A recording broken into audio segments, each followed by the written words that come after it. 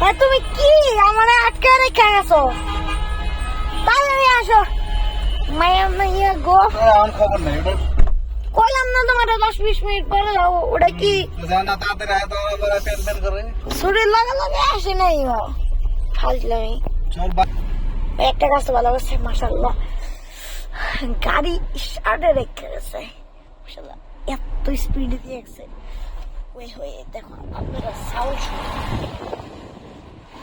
এ দেখো, এ আমরা লোতে রাখবো।